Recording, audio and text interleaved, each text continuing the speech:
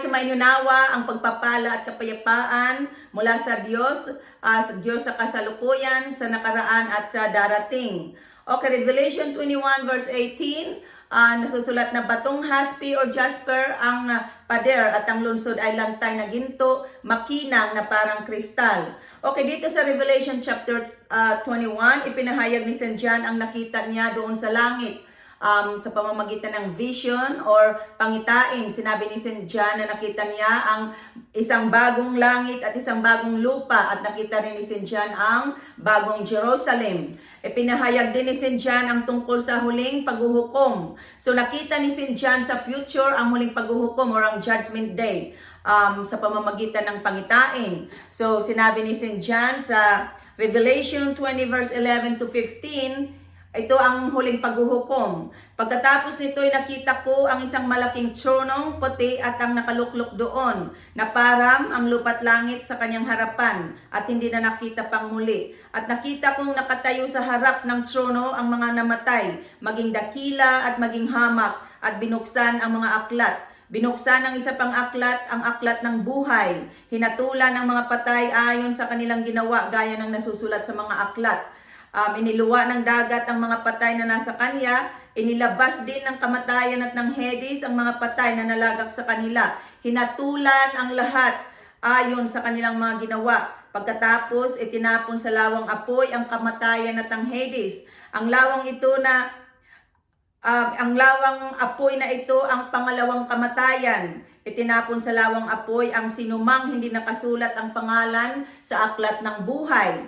So iyan ang mangyayari pagkatapos ng huling araw, ay huling paghuhukom. At sa Revelation chapter 21 verse 1 to 4, sinabi ni St. John na pagkatapos nito, pagkatapos ng huling paghuhukom, nakita ko ang isang bagong langit at isang bagong lupa. Wala na ang dating langit at lupa, wala na rin ang dagat. At nakita ko ang banal na lungsod, ang bagong Jerusalem, bumababang galing sa langit buhat sa Diyos, gaya ng babaeng ikakasal, gayak na gayak sa pagsalubong sa lalaking mapapangasawa niya.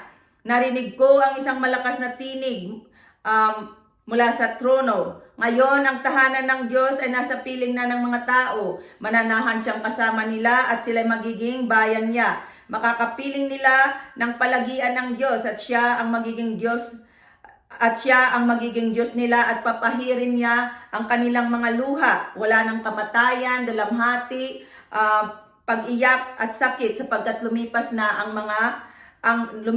ang dating mga bagay. At sa Revelation 21 verse 9 to 19, ito yung bagong Jerusalem. Sinabi ni St. John, ang isa sa 7 anghel na may dalang 7 mangkok na puno ng 7 huling salot ay lumapit sa akin. Wika niya, halika at ipakikita ko sa iyo ang babaeng makakaisang dibdib ng kordero. Nilukuban ako ng espiritu at inihatid ako ng anghel sa ibabaw ng isang napakataas na bundok. Ipinakita niya sa akin ang Jerusalem, ang banal na lungsod na bumababa mula sa langit buhat sa Diyos. Nagliliwanag ito dahil sa kaningningan ng Diyos, kumikislap na gaya ng hiyas na hasping sinlinaw ng kristal. Ang pader nito ay makapal at mataas at may 12 pinto. Bawat isa ay may bantay na anghel. Nakasulat sa mga pinto ang pangalan ng 12 lipi ng Israel.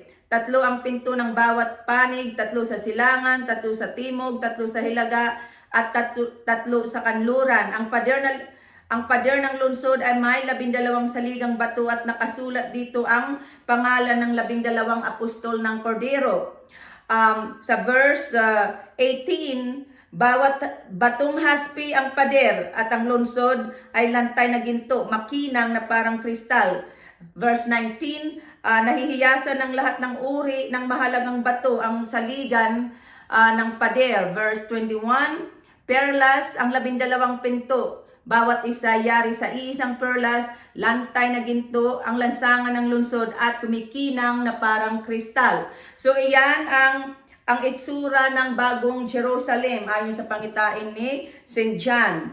Ang bagong Jerusalem ang siyang titirahan nating mga magtatagumpay pagkatapos dito sa lupa. At sa Revelation 21 verse 22 to 27, sinabi ni St. John na napansin ko na walang templo sa lungsod sapagkat ang Panginoong Diyos na makapangyarihan sa lahat at ang Kordero ang pinakatemplo roon. Hindi na kailangan ng araw o ang buwan o pangliwanagan ng lungsod pagkat ang kaningningan ng Diyos ang nagbibigay liwanag doon at ang Kordero ang siyang ilawan. Sa liwanag dito'y lalakad ang lahat ng tao at dadalhin doon ng mga hari sa lupa ang kanilang kayamanan. Mananatiling bukas sa buong maghapon ng mga pinto ng lungsod sapagkat hindi na sasapit doon ang gabi. Dadalhin sa lungsod ang yamat dingal ng mga bansa, ngunit hindi makapapasok doon ang anumang bagay na marumi sa paningin ng Diyos. Ang mga sinungaling at gumagawa ng kahihiyan, ayaon lamang may pangalang nakasulat sa aklat ng buhay na iningatan ng Diyos ang makapapasok doon. So, may buhay pagkatapos dito sa lupa at may kaharian na hindi natin nakikita.